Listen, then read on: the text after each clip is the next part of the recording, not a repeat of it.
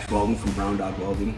I've been writing for the Fabricator for about 7 years, and we decided we'd try some new content, some video stuff. So I wanted to show you my latest project. It's actually something I had on the burner for a long time. It was one of those things you kind of think is simple, but then you dig into it and there's a lot of problem solving.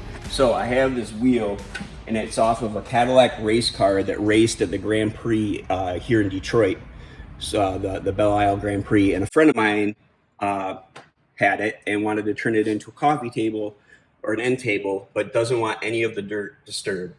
So that means you can't just put the glass on the rim of the wheel. You have to have it set above it. So the first thing, actually this thing, so I had another friend find this from the GM race team. It's the axle nut, I guess you would call it. Actually, I'm not sure exactly what you would call it. But I thought my original idea was I would thread it in and it would fasten it in. But in reality, I don't have the axle and I didn't make the threads. So it's just going to set in there like that. For the stand, now I had to make something that would hold the wheel up, but also would hold the glass above it. So I'm going to move this and I'll show you what I came up with. All right, so as usual, I just kind of used what I had and came up with something. Considering the wheel's 5-spoke pattern, I wanted to do it in 5, so it has 5, I don't know if you call them legs or supports, just out of square tubing, and I put copper copper to cap them off, use silicon bronze to attach them, and then used a couple of drops steel pipe, and then brazed them together with silicon bronze to give it kind of a cool gold look. Had this black pipe sitting somewhere and welded it to the pipe, and then this piece is a stainless hub from something.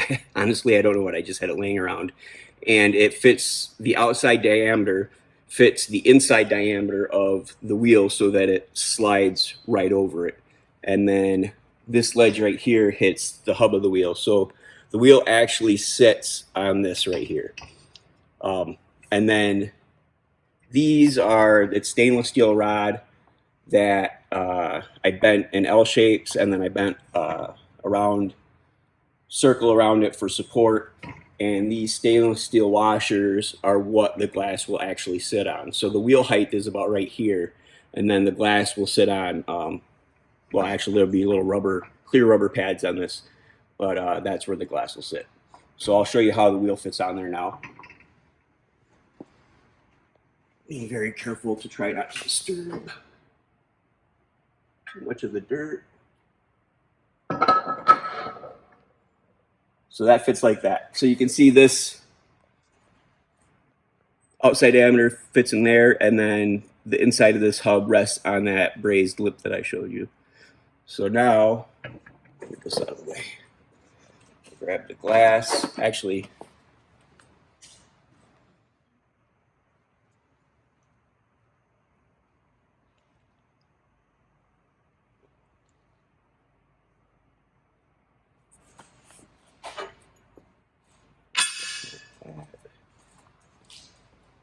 and then the glass I had cut to mimic the overall diameter of the tire that would have been on here.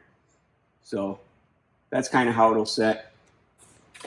I'll fasten, I'll glue the rubber tabs down so that they don't move around. But yeah, that's it. So it sits off like an inch or so from the wheel, so it protects any wear and tear, any rubbing on the wheel.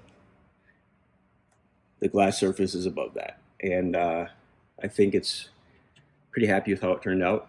It's going to go at a friend's. He has a garage up at M1 Concourse, so it'll go in his garage up there, and I think it'll look pretty cool. I'm pretty happy. Sorry it took so long, Charles, but it's done now.